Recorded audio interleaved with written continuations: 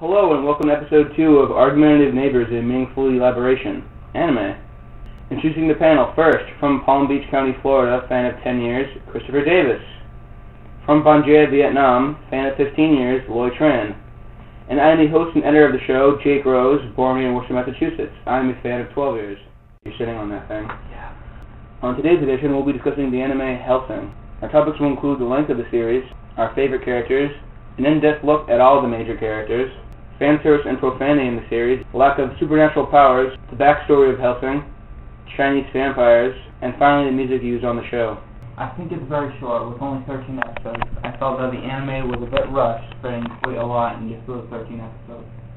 I do agree with Chris that the anime is a little bit too short. The manga had more detail in terms of the relationship between the characters and the characters themselves and the descriptions of the villains. But in the show, they really only had the police girl, the butler, the vampires, the Hellsing Corporation, and yeah. At first, it's slow and at a decent pace where we can understand the characters and the plot, but right about when the Valentine brothers start wreaking havoc with the freak ships, it starts to get a bit rushed. We get an episode about Hellsing, and then suddenly we're at the end of the series. There should have been arcs. The first few episodes would expand on the characters and introduce us to them. The second arc would have the Valentine brothers and the freak ships, where the final arc would have Incognito versus Alucard. I paraphrase it, but it was pretty good, I think. Now on to our second topic, our favorite characters. I'll go first.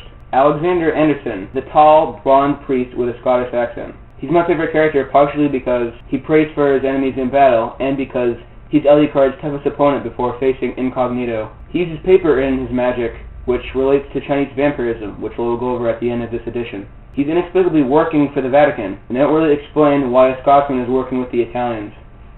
I don't think the Italians. I thought it was kind of funny, actually, but it's a plot hole.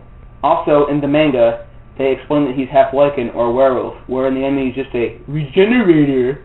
I found it interesting that he has supernatural powers, even though he hates all non-humans like Alucard. My favorite character would have to be Alucard, simply because of his mocking and teasing of both the police girl and Integra.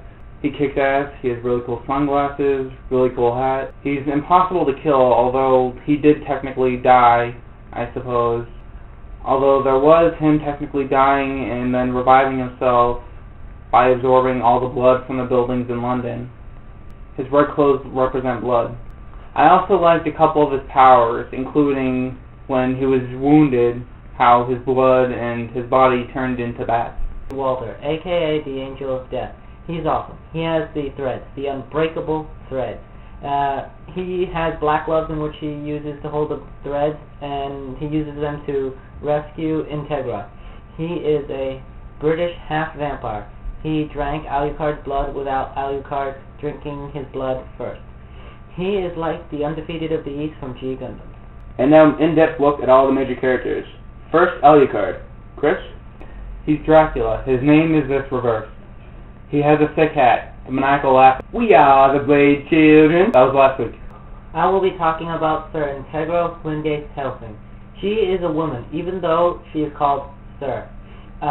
She is a dick. She is the leader of the Hellsing organization. She, even though is a bitch, she can still convince her troops to do her bidding and do it well. And she has too much pride in her bloodline and who she is. Also, there's a huge Christian theme to the show. Pride is one of the 7 deadly sins, and yet they always make sure to have some pride. Remember, Ferguson says this to Victoria. Pride's a sin, even though they're supposed to be these good Christians who kill vampires for the grace of God. Amen. Alright then, I will analyze Sarah's Victoria, or the police girl as Alucard frequently calls her. And in episode 2, there's a noticeable change in her rough side. There were a few very good moments for her character. There was a time she took down one of the Valentine brothers while he was ranting about how they could kill him. She just took him down, man. There was also when she was introducing the new recruits to the training course. How after one guy's sarcastic remark about working with a vampire, she bent the tip of his gun and proceeded to tell him that without replacing his gun, he couldn't complete the course. Also, Sarah's hair color. In one episode it's blonde. Some have argued that this was lighting, but we've seen her at dusk and her hair was still red. It was blonde in one episode though, near the end of the series. I found it interesting that she refused to drink blood at the beginning of her life as a vampire. It was cool to see how some people thought being a vampire was a great thing, while others thought it was a dreadful one. That flipping coffin that went over her bed was a nice touch.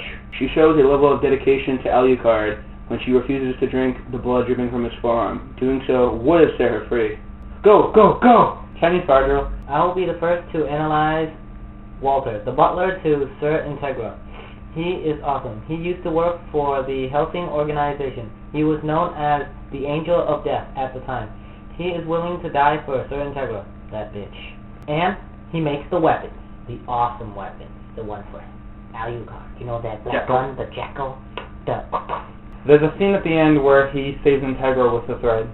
Helena. She only appears in 2 episodes, but I think she's important to the series, very important, aside from the main 3, which of course are Alucard, Victoria, and Hellsing. She represents the history of vampires, as well as some can be seen as respectable, as it relates to actual vampires and the freaks. I find it interesting that someone of her age just wants to be left alone, and has lost all interest in helping mankind. I was intrigued by how she became a vampire as a child. Vampires don't age, and we see her in a child's body. Also, she introduces the idea that being a vampire is a sort of escape or release from humanity, to be free of church, country, and time. That wasn't very good, but It can be said that she is a bookworm. She said the only reason she was still alive was because there were books that she still had to read.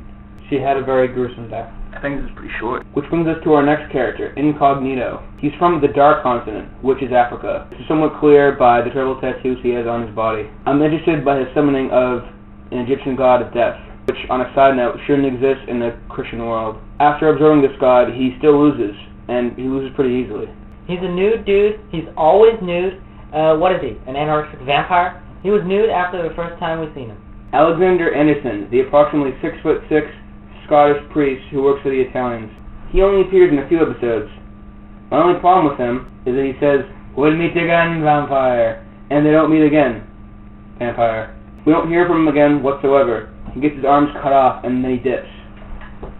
Sorry to go against what Jake just said, but he did appear on the last episode observing the great battle. It's cool, considering fat. Still though, they don't fight again. The coolest fights in the series are between the 2 of them, especially the subway one, but now it's shared. Jared sucks.